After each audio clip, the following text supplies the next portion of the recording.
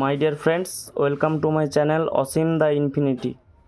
আজকে আমরা একচল বিশিষ্ট দ্বিঘাত সমীকরণের একটা ক্লাস টেস্ট করেছিলাম। সেই ক্লাস টেস্টের যে অঙ্কগুলো দেওয়া হয়েছিল সেই অঙ্কগুলোর সলিউশান এর ভিডিও দিচ্ছি। এই অঙ্কগুলো করলে তোমাদের একচল বিশিষ্ট দ্বিঘাত সমীকরণ সম্পর্কে একটা সম্যক ধারণা তৈরি হবে, যার সলিউশান 1 বাই 1 আমি নিয়ে আসছি। এখানে দেখো, নিচের প্রশ্নগুলি উত্তর দাও। আমি দিয়েছিলাম 1 নম্বরের 5টা আর 2 নম্বরেরও 5টা, 5 দুগুণে 10, 5 15 নম্বরের একটা ক্লাস টেস্ট টাইপের নেওয়া হয়েছিল, যার উত্তরগুলো সলিউশানগুলো আমি করে দেখাচ্ছি। দেখো, একের এর কোশ্চেনটা ছিল 3x² + 8x + 2 সমীকরণের বীজদ্বয় আলফা এবং বিটা হলে alpha to the power -1 beta to the power -1 এর মান কত। তাহলে 3x² + 8x + 2 = 0, একে 1 নম্বর দিয়ে দিয়েছি। 1 নম্বরকে ax² + bx + c = 0 এর সঙ্গে তুলনা করে পাই। সেখান থেকে কী পাচ্ছি? a = 3, b = 8, c = 2। তোমরা জানো এটা। যেহেতু আলফা বিটা দুটো বীজ, তার মানে আলফা প্লাস বিটা সমান কী হয়? -b/a, তাহলে -8/3। আলফা বিটা কী হবে? c/a, মানে 2/3। সির মান 2, এর মান 3। এবারে alpha to the power -1 plus beta to the power -1 এর মান বের করতে হবে। আলফা টু দি পাওয়ার -1 মানে কি? 1/α, plus beta to the power -1 মানে কি? 1/β। তাহলে লসাগু কী হলো? আলফা বিটা, উপরে কী হলো? Beta plus alpha. তাহলে আলফা প্লাস বিটার মান কত? -8/3। এই যে এখানে ছিল -8/3 বসিয়ে দেওয়া হয়েছে। আর আলফা বিটার মান 2/3 বসিয়ে দিয়েছি, দিয়ে সরল করা হয়েছে। 3 3 কেটে গেল, 2 4 8, তাহলে -4। এবারে 2 নম্বরটা দেখো, একের বি। একটু তাড়াতাড়ি আমরা করছি, না হলে ভিডিওটা লেংথি হবে। দেখো, x² / x = 6 সমীকরণটির প্রকৃতি কী এবং কয়টি বীজ ও কী কী?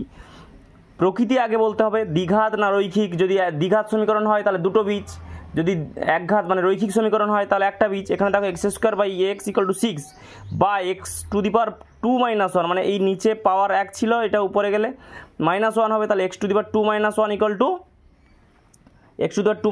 = 6। তাহলে x⁻2 - 1 মানে কি? x⁻1 মানে x = 6, তাহলে x - 6 = 0। এখানে দেখো, মানে সমীকরণটায় চলরাশির সর্বোচ্চ ঘাত কত? 1, তার মানে এটা রৈখিক সমীকরণ। এবং এর বীজটা কত? x = 6 আমরা পেয়েছি এখান থেকে, তাহলে একটাই বীজ, সেটা হচ্ছে 6। এবারে একে সি দেখো, কে এর মান কত হলে 9x² + 3kx + 4 = 0 দ্বিঘাত সমীকরণের তোমার বীজদ্বয় বাস্তব ও সমান হবে। তাহলে এইটাকে, যেটাতে সমীকরণ দেওয়া আছে তাকে 1 নম্বর দিয়ে দিয়েছি। 1 নম্বরকে ax² + bx + c = 0 এর সঙ্গে তুলনা করে পাই। a কত? দেখো 9, b কত? 3k, এই যে 3k, c কত? 4। তাহলে 1 নম্বর এর বীজদ্বয় বাস্তব সমান হলে কি হয়? নিরূপক 0 হয়। তোমরা জানো নিরূপককে b² - 4ac = 0। তাহলে b² মানে 3k² -4 × a মানে 9, c হচ্ছে 4 = 0। তাহলে 3k² মানে 9k², আর মাইনাসটা পাশে চলে গেলে +4 × 9 × 4। তাহলে k² = 4 × 9 × 4/9, 9 9 কেটে গেল। তাহলে k সমান √, মানে ±√4 × 4, তাহলে মানে 4 4 16, মানে 4 দুটো 4-এর জন্য একটা 4 বাইরে এলো, তাহলে k এর মান +-4। এবারে একের ডি দেখো, একটি দ্বিঘাত সমীকরণের দুটি বীজদ্বয় যথাক্রমে 5 ও -3, 5 ও -3 হলে সমীকরণটি লেখো। দেখো, এটা এরকম একটা অঙ্ক পড়ে সবসময়। সমীকরণ গঠনের মানে সমীকরণ গঠনের নিয়ম কি? x² - বীজদ্বয়ের যোগফল × x প্লাস বীজদ্বয়ের গুণফল = 0। তাহলে x² - বীজদ্বয় কী কী? প্লাস 5 ও -3, তারপরে 5 ও -3 যোগ করতে হবে। তাহলে 5 - 3 যোগ করলে মানে 5 + -3, মানে প্লাস মানে -3। তাহলে 5 - 3 হোল × x প্লাস 5 × -3, মানে বীজদ্বয়ের গুণফল = 0। তাহলে কি হচ্ছে? x² - 5 - 3 মানে 2, তাহলে -2x, আর এখানে প্লাসে মাইনাসে -5 3 15 = 0। তাহলে সমীকরণটি কী হলো? x² - 2x - 15 = 0। এবারে দেখো, একের দাগের ই হচ্ছে ax² + bx + c = 0 সমীকরণটির প্রকৃতি লেখো। প্রকৃতি মানে তোমার দ্বিঘাত সমীকরণ না রৈখিক সমীকরণ, সেটা বলতে হবে। সমীকরণটির বীজদ্বয় পরস্পর অনন্যক এবং বিপরীত চিহ্নযুক্ত হলে a ও c এর মধ্যে সম্পর্ক লেখো। তাহলে যেহেতু a ≠ 0, তাহলে ax² + bx + c = 0 একটি দ্বিঘাত সমীকরণ। তোমরা জানো, মানে দ্বিঘাতযুক্ত পদের সহগ যদি ≠ 0 হয়, তার মানে দ্বিঘাতযুক্ত পদটা থাকবে, তার মানে সর্বোচ্চ ঘাত 2 চলরাশিটার, মানে এই সমীকরণে, তার মানে এটি দ্বিঘাত সমীকরণ। যেহেতু ax² + bx + c = 0, মানে এই সমীকরণের বীজদ্বয় পরস্পর অনন্যক ও বিপরীত চিহ্নযুক্ত, তার মানে একটি বীজ যদি আলফা হয়, অপর বীজ কী হবে? -1/α। তাহলে বীজদের গুণফল আলফা ইন্টু -1 বাই আলফা সমান কী হয়, বীজদের গুণফল সি বাই এ। তাহলে আলফা আলফা কেটে গেলে সি বাই এ সমান কত হলো -1। তাহলে সি ইকুয়াল টু -1 মানে এটা গুণ হয়ে গেল এদিকে 1-এর সঙ্গে, তাহলে এ 1-এর সঙ্গে গুণ হলে এই হয়, আর মাইনাস তো থাকছেই। তাহলে এ প্লাস সি ইকুয়াল টু 0, এইটাই হচ্ছে এ ও সির মধ্যে সম্পর্ক। কেউ চাইলে সি ইকুয়াল টু -এও রেখে দিতে পারে, কোনো সমস্যা নেই, বা এ ইকুয়াল টু -c, একই কথা। এবারে 2-এর এ, যদি a x square plus b x plus c equal to 0 সমীকরণটির বীজদ্বয় আলফা ও বিটা হয়, যে সমীকরণে বীজদ্বয় alpha beta to the power -1 ও beta alpha to the power -1, সেই সমীকরণটি নির্ণয় করো। তাহলে a x square plus b x plus c equal to 0, এটাকে 1 নম্বর দিলাম। এর বীজদ্বয় আলফা ও বিটা, তার মানে আলফা প্লাস বিটা সমান -b by a, alpha beta সমান c বাই এ। এবারে যে সমীকরণটার বীজদ্বয় alpha beta to the power -1, beta alpha to the power -1, সেই সমীকরণটি আমি আগে লিখছি, দেখো পরে এগুলো দেখবে। এইটা দেখো আগে। তাহলে সমীকরণ গঠনের নিয়ম কি, এক্স স্কোয়ার মাইনাস বীজদ্বয়ের যোগফল ইন্টু এক্স, দেখো বীজদ্বয়ের যোগফল ইন্টু এক্স লিখেছি, প্লাস বীজদ্বয়ের গুণফল ইকুয়াল টু 0। তাহলে আমাকে এই বীজদ্বয়ের যোগফলটা বের করতে হবে। এই যে দেখো যোগফল বের করছি, alpha beta to the power -1, beta alpha to the power -1। তাহলে মানে alpha beta to the power -1 মানে by beta, plus beta alpha to the power -1 মানে বাই আলফা। তার মানে এবারে আলফা বিটা হলো লসাগু, alpha square plus beta square, alpha square beta square মানে আলফা প্লাস বিটার whole square -2 alpha beta by alpha beta তো থাকছে। এবারে আলফা প্লাস বিটার মান বসিয়ে দেওয়া হয়েছে, -b বাই এ তার whole square, -2 into alpha beta মানে c বাই এ, আর নিচে c বাই এ আছে।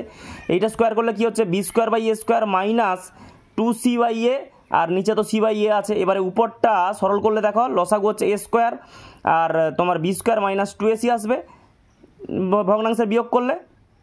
এইটা উল্টে যাবে, তাহলে কি হচ্ছে এ বাই সি, এ একটা কেটে গেলে নিচে একটা এ থাকলো, তাহলে উপরে কি থাকলো বি স্কোয়ার -2ac বাই নিচে থাকলো এসি। তাহলে বীজের যোগফল হলো এইটা, B square -2ac by AC. বীজের যোগফল মানে এই যে alpha beta to the power -1 plus beta alpha to the power -1, এর মান হচ্ছে এইটা যেটা বসিয়ে দেওয়া হয়েছে, দেখো b square -2ac by a c into x. এবারে বীজের গুণফল alpha beta to the power -1 into beta alpha to the power -1, তার মানে alpha by beta into beta by alpha, কেটে গেল বিটা বিটা আলফা আলফা কেটে গেলে 1, তার মানে বীজের গুণফল হচ্ছে 1 বসিয়ে দেওয়া হয়েছে, একদম সোজা দেখো। তার মানে এবারে এই এসি দিয়ে যদি পুরোটা গুণ করে দিই, তাহলে এসিটা ভাগ ছিল সেটা কেটে চলে যাবে। তার মানে a c into x square minus a c কেটে গেলে b square -2ac whole into x plus 1-এর সঙ্গে এসি গুণ করলে এসি। তাহলে সমীকরণটা কী হলো, a c x square minus of b square -2ac whole into x plus a c equal to 0 হয়েছে। এবারে আর একটা অঙ্ক আমি দিয়ে তারপরে বাকি 3টে অঙ্ক অন্য একটা ভিডিওতে আনবো, নাহলে ভিডিও লেংদি হয়ে গেলে তোমাদেরও লেংদি ভিডিও দেখতে অনেকটা প্রবলেমও হয়।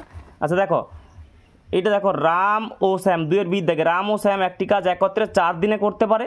আলাদাভাবে রামের যে সময় লাগে শ্যামের তার থেকে 6 দিন বেশি সময় লাগলেই প্রত্যেকে একাকী কত দিনে কাজটি করতে পারবে। তাহলে রাম ধরি একাকী x দিনে কাজটি করতে পারে, শ্যামের তাহলে 6 দিন বেশি লাগে, মানে শ্যাম একাকী x প্লাস 6 দিনে কাজটি করতে পারবে। তাহলে এবারে আমি দেখো ওই যে ছোটোবেলায় আমরা এইটে শিখেছিলাম সময় কার্যের যে অঙ্কগুলো, রাম একাকী x দিনে করে পুরো কাজটা মানে 1 অংশ, তাহলে 1 দিনে করে একাকী কত 1/x অংশ। শ্যাম একা x প্লাস 6 দিনে পুরো কাজটা করতে পারে আমরা ধরেছি, তার মানে পুরো কাজ মানে কত 1 অংশ, তাহলে x প্লাস 6 দিনে করে 1 অংশ, তার মানে 1 দিনে করে 1/x প্লাস 6 অংশ। তাহলে রাম ও শ্যাম দুজনে একসঙ্গে 1 দিনে করবে কত দুটো মানে দুজনে একসঙ্গে 1 দিনে যত অংশ কাজগুলো করছে সেই কাজগুলো যোগ হয়ে যাবে, তাহলে 1/x প্লাস 1/6 অংশ। এবারে দুজনে একসঙ্গে 4 দিনে পুরো কাজ শেষ করতে পারে, তাহলে দুজনে একসঙ্গে 4 দিনে আমি কি পাচ্ছি দেখি, 4 দিনে করতে পারে, তাহলে 1 দিনে করতে পারে এই 1/x প্লাস 1/6, তাহলে 4 দিনে করতে পারে 4 হোল ইন্টু 1/x প্লাস 1/6 অংশ। এই যে অংশটা তার মানে 4 দিনে তারা পুরো কাজ করে ফেলতে পারছে, তাহলে পুরো কাজ মানে তো 1 অংশ কাজ, তার মানে 4 whole into 1/x plus 1/x plus 6, এইটা মানেই এই অংশটা মানেই 1 অংশ, মানে পুরো কাজটা শেষ হচ্ছে। তার মানে এবারে দেখো লসাগু করলাম ভগ্নাংশের যোগ x whole into x plus 6, উপরে x প্লাস 6 প্লাস এক্স, আর এই 4টা এপাশে এলে 1/4, তাহলে এবারে হচ্ছে 2x প্লাস 6 বাই এটা গুণ করে দিলে কত হচ্ছে x স্কোয়ার প্লাস 6x আর 1/4 আছে থাকলো। এবারে কোনাকুনি গুণ বজ্র গুণন, তাহলে এবার হচ্ছে x স্কোয়ার প্লাস 6x এর কোণে 1 আছে মানে সেটাই থাকবে, আর 4-এর কোণে আছে 2x প্লাস 6, তার মানে 8x প্লাস 24। এবারে সবগুলোকে আমি বাম দিকে নিয়ে যাব, কারণ জানি আমি দ্বিঘাত সমীকরণ তৈরি করতে গেলে ax square plus bx plus c equal to 0 এই ফর্মে আনতে হবে। তাহলে x square plus 6x minus 8x মানে প্লাস 8x এ পাশে হলে মাইনাস 8x প্লাস 24 এ পাশে হলে মাইনাস 24 ইকুয়াল টু 0। তাহলে এক্স স্কোয়ার এই দুটো সরল করলে কী হচ্ছে -2x -24 = 0 পাশাপাশি করেছি, কারণ হচ্ছে একটা পাতায় না ধরলে তোমাদের একটু বুঝতেও অসুবিধা হয়, তার জন্য যাতে একটা পাতায় ধরে যায় একটা অঙ্ক সেই হিসাবে আমি করেছি। এটা দেখো ভালো করে। এবারে মিডল টার্ম করে নেব। কেউ চাইলে সিদ্ধরাচার্যের সূত্র বসিয়েও করতে পারে, যেটা হচ্ছে x = -b + -√b² - 4ac/2a। তাহলে এবারে দেখো x² - 6 - 4 হোল ইন্টু এক্স -24 = 0 বা x² - 6x + 24 -24 = 0। এক্স কমন নিলে কি হচ্ছে x whole into x - 6 + 4 common নিলে x হোল ইন্টু x - 6 = 0। এবারে পুরোটা থেকে x - 6 কমন নিলে x - 6 হোল ইন্টু x + 4 = 0। তাহলে x - 6 = 0 এখান থেকে পাবো, অথবা x + 6 = 0। তাহলে x - 6 = 0 মানে x1 6, আর এখান থেকে পাচ্ছি x1 - 4। এক্সটা কী ধরেছিলাম দেখো দিন তো নেগেটিভ হতে পারে না, তাহলে এই জন্য লিখে দিয়েছি যেহেতু x = -4 হতে পারে না, অতএব x = 6 হবে। তাহলে x মানে কার মান 6-এর মান, বা x এর মান হচ্ছে 6। তাহলে রাম একাকী x দিনে মানে 6 দিনে করতে পারে, শ্যাম একাকী তাহলে 6 + 6 মানে 12 দিনে করতে পারবে। তাহলে রাম একা করতে পারে, একাকী পুরো কাজটা করতে পারে কত দিনে? 6 দিনে। শ্যাম একা পুরো কাজটা করতে পারবে 12 দিনে। ধন্যবাদ, তোমরা ভিডিওটা শেয়ার করবে। এর পরের ভিডিওতে আমরা করে ফেলেছি আমি অঙ্কগুলো, এই যে সি, তারপরে ডি, আর হচ্ছে তোমার ই, এই 3টে অঙ্কের ভিডিও দিয়ে আমি শেষ মানে এই টেস্টের কোশ্চেন মানে ক্লাস টেস্টের যে কোশ্চেন তার সলিউশন দেওয়া শেষ করব। এটা পার্ট 1 হিসাবে তোমাদের ভিডিও আসবে। তোমরা সবার কাছে ভিডিওটা শেয়ার করো, এবং যারা চ্যানেলটা সাবস্ক্রাইব এখনও করোনি আমার চ্যানেল অসীম দা ইনফিনিটিকে সাবস্ক্রাইব করে তোমরা আমার যে কমেন্টে জানাবে কোন অঙ্কগুলো পারছো না, কী ব্যাপার, এবং অল নোটিফিকেশান অন করে রাখবে যাতে যে কোনো ভিডিও আমি পোস্ট করলে অঙ্কের তোমাদের কাছে আগে পৌঁছে যায়। ধন্যবাদ।